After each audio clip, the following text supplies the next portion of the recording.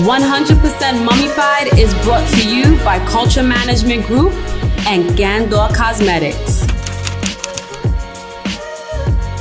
You know, when I think of the journey of motherhood, what it's been like for me, when I think of my friendships when it comes to mommyhood, there's literally one person that always comes to mind. And that is my very good friend, Maame Adjei. She's literally been on this journey of motherhood with me, and I've been on the same journey with her. So when I thought, who else to start off the 100% Mommyfied podcast than with Maame Adjei? It's me. It's you. Hey, my me. boo of life. Thank you for coming, first of all. Thank you for having me. Without hesitation. Yeah, of course. For one, I love you. Two, anything about being a mother and really speaking truth, I'm there. So, absolutely. Speaking truth. So we're going to get right into it, you know. So you've been a mom for how many years now? 2 years and some months. I always think Adai is a bit older. Yeah. I always think he's already like 4. Yeah, he gives 4 energy, but he's only 2. Only 2? Yeah. Has it been what you expected? I don't know if I had any expectations. It's been, I didn't know anything. So everything's been a shock. Yes. Like from pregnancy till now, everything is like, what the fuck? Yes. Literally, because you realize that there's so much that you didn't know. Right. And then you had mommy friends before you became a mom, you included, that did tell you a lot of things. So like what? What didn't we tell? I mean, it seems like such an overarching thought, but it's such a hard job. It is.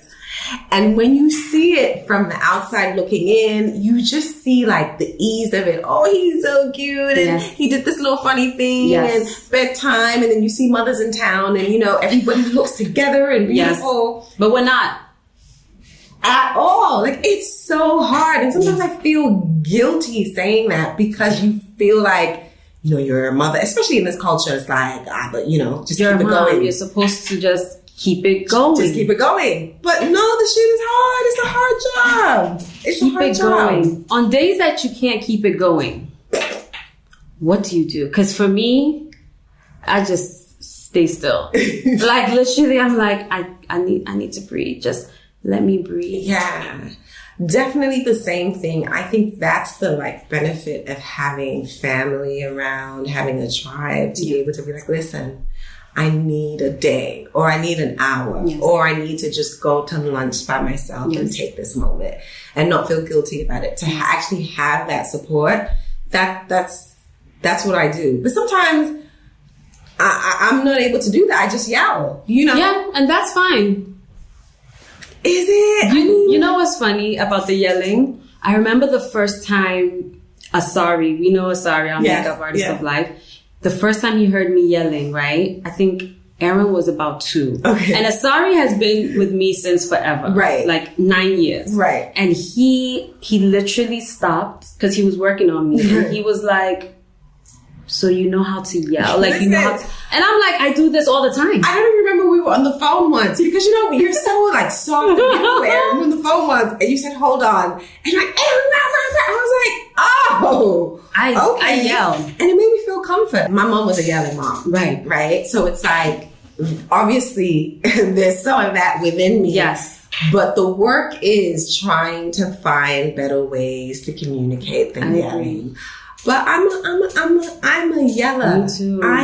The other day, he woke up earlier than me and had come to my room and I was still asleep. And when I woke up, I have like a mattress pad on my bed that I like paid good money for, sent it from the States. And when I woke up, he had ripped. Oh Lord. He had just ripped it, like ripped all the sides.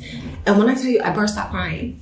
Why would you do this? And he was just looking at me like, this woman is like, is she okay? I was so angry and so hurt. I had to go to the bathroom and just like gather myself and come back and be like, good morning. Yes. Because he's 2, you know. Baby. But it's not an easy job. Like this idea that as soon as you have a kid, you automatically know what to do. And it's like, what I've learned is we're all figuring it out. Every single day. Every single day, every single person. Yes. It literally is on the job training. Literally. The mommy tribe, right? Mm-hmm. So when I got pregnant, I entered. Okay, so I've had friends, like my best friends have had children since. Like my bestest friend had my godson when we were 16. Okay. So I've always watched her as a mom, her sisters, and always admired, wow, like you said, motherhood, it would be amazing one day. Yeah. But I always knew also that I didn't want to rush it, right?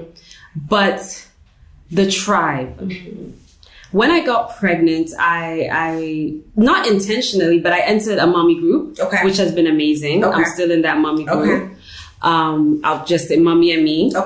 And there was this piece that I was able to have while pregnant, because the moms in the group were a little bit or are a little bit more mature. They've had kids for some time. So I thought, okay, that's amazing, and then of course my best friends, and then other moms that I started meeting along the way. But I felt the mommy tribe is very important. I don't, even a lot of people feel like, oh, you just do it alone, baby. Like, it's just you. It's not, right. I pick from so many people, and especially my immediate tribe, like you. And I think one thing that I love about, like, our friendship into motherhood, is the fact that even most recently, like, I called you at, like, midnight. Like, I was going through some things. And you picked up. I was actually surprised, because I'm like, who calls anyone at midnight? No, but if somebody calls you at midnight and they don't usually call you, you pick up because you know picked up something. And you stayed on the phone. And you followed up the next day. And actually a week later, when I was still like, how am I going to survive? But I'm so grateful for that because I think it's rare. As much, it's rare. Friendships in general are very hot and cold at times, So for us to have been able to navigate without the children, we didn't have kids, and now we have kids, and I think it's even strengthened our bond. I was about to say. Right? Yes. I think it's just like amazing. Yeah, it is a beautiful thing. And I think, before I had kids, not a lot of my friends, I think all my friends that had kids were in the States. Right. So when I got pregnant, I think it was you and San and maybe like 2 other people that had kids. And so having a space where you can check in to see, okay, did this happen to you? Am I doing this right? Do you have any advice? Like, that just eases the soul, because it's like you have the aunties and the mothers who like had kids in the 80s and 70s, and then they have their own things, but it's like you want somebody who's in your age group, who who did it recently, who can like give you some direction and maybe sometimes not even direction, it's just like comfort, like just comfort me and make me feel like I'm not losing it, or I can do this, And what I realized over the journey of 2 years being a mom is like I always need that. Like I always need somebody to be like, no, you're doing great. And it's okay. It's okay. It happens. It's the journey. So I just feel really blessed that we have that with each other, because you're right, it's rare, and to find space to really trust people, that's beyond rare. That's rare. So we are both single moms in a society that is very judgmental. Single mom. You chose to be a single mom. Why? Side eye. Right. Are you with the child's father? Like so many questions, right? Yes. What has it been like as a single mom? I always say for me, it's been the greatest learning experience. And it's one that I would never take back. If I could turn back time, honestly, it would be the same journey. Right. Because I've learned so much about me as a woman and my strength, what I can do without. Do you understand? And people might say, oh, but, what about your child? People always have those questions too. And it's like, co-parenting is co-parenting. And I think people are afraid to speak about co-parenting. They're afraid to speak about being a single mom. Right. But it's the reality of life. Yeah. It happens. Yeah. Nothing is going to be perfect. Right. But for me, I always say I would never take it back. Like, I've learned so much from that experience. It's not easy. Right. But in general, what is easy? Right. But I've learned so much. Wow, that's such a loaded question because it's so layered, right? I mean, I think I never thought I would be a single mom. I didn't go into having a kid wanting to be a single mom. Right.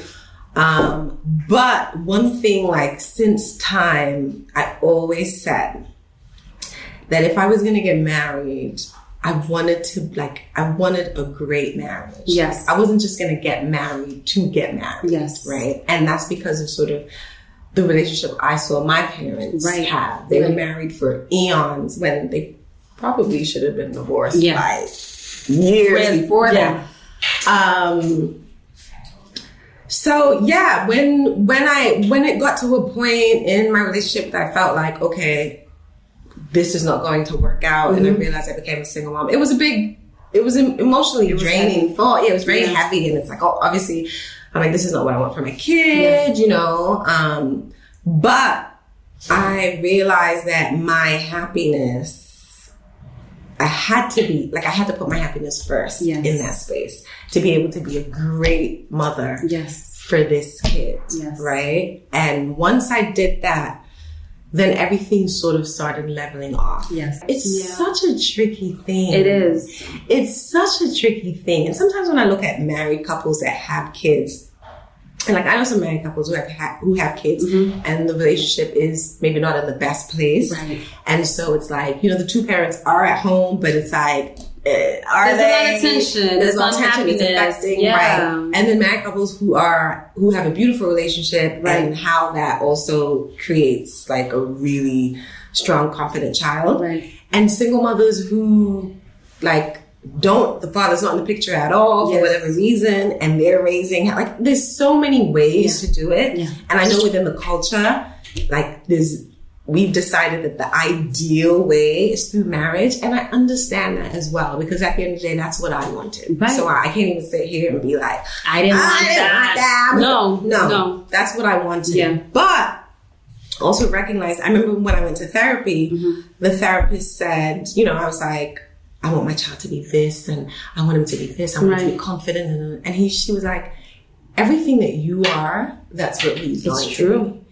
And so if you're confident, if you're kind, if you believe in yourself, all those things, that's what he's going to reflect. Yeah. And so really it made me realize, like, parenting is really about self-worth. Yes. And everything else takes care of itself when it comes to sort of the character of your child. Yes.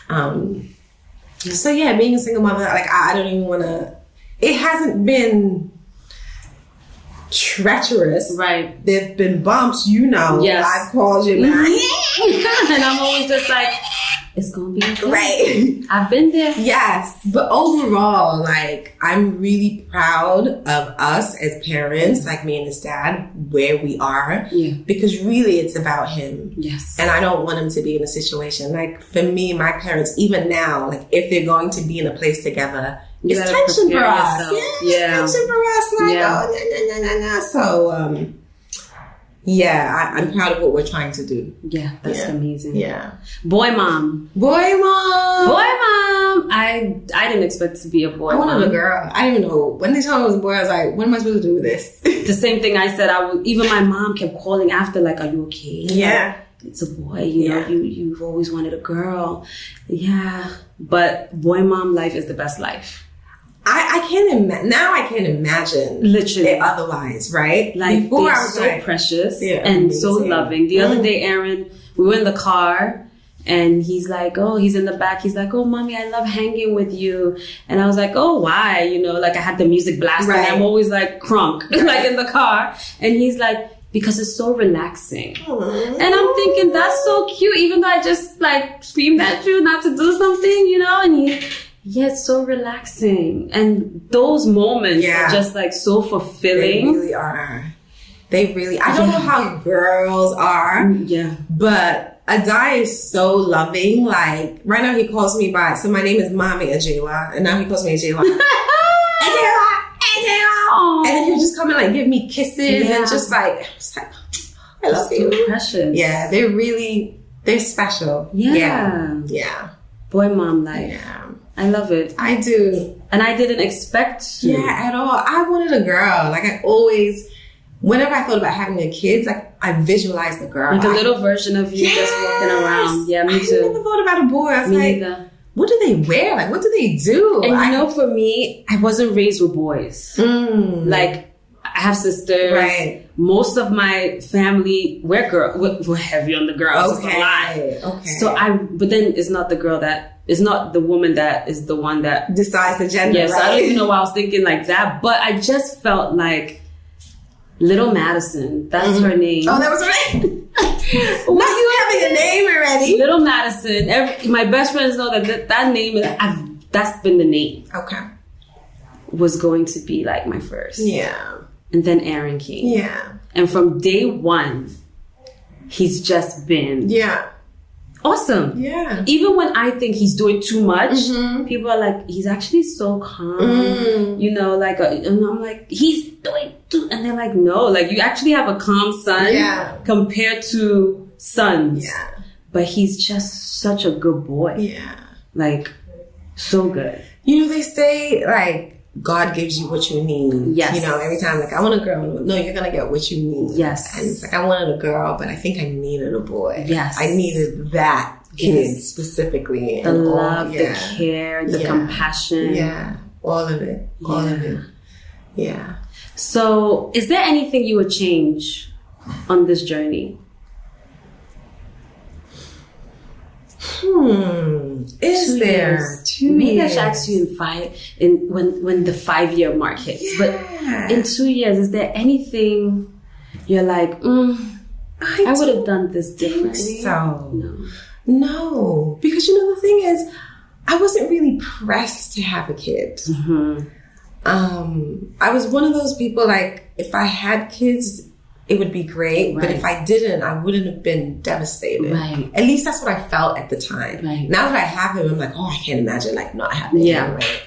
But I didn't have that internal pressure of having kids. Right. And so for me, the journey has just been like a learning experience. You know, I didn't expect anything. I didn't know anything. So I can't really say there's something that I would change. I'm still learning every single day. So yeah, I mean, I can't say there's anything I'll change.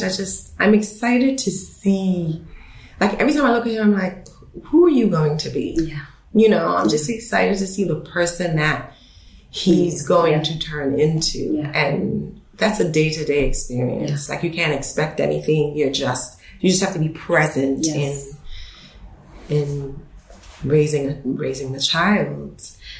Maame, you are very dynamic.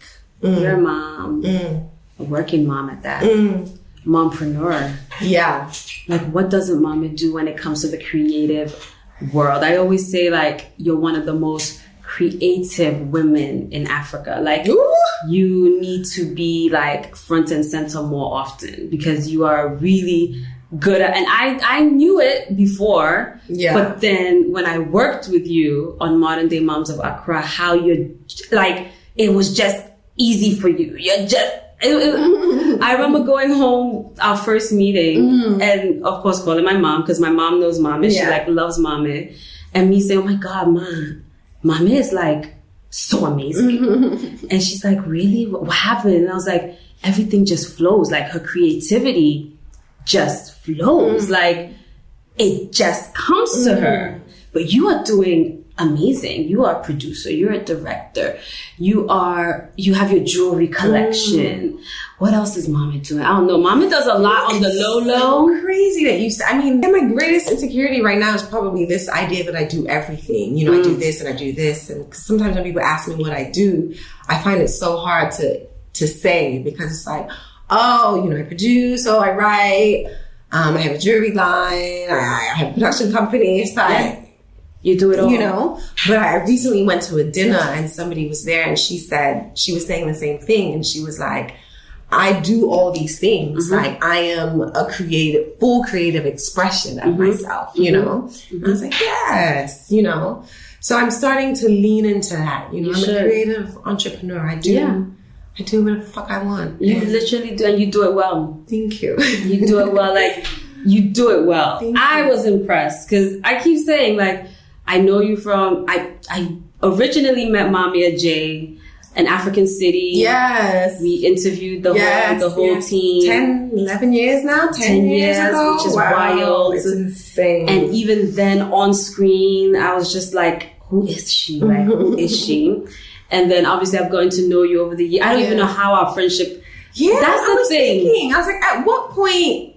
Did we met friends. Yeah. It just naturally happened. It did. And just seeing your evolution over the years, your growth is really, really admirable. Thank you. And I know you're probably in your head, you're like, really? But it really is from, you know, and now you being a mom and seeing you evolve as a mom and, you know, seeing you in so many different spaces is just like incredible because you're really taking up those spaces. What's that lady? There's a lady on Instagram taking up that I'm taking up my space. She does like poetry. Okay. But you're literally taking up the space. Thank you. And so I want you to always know how good you are at what you do and really like believe in you. Thank you, V. You know, because you're amazing. Thank you. Thank you. And you are one of the people that constantly reminds me of that.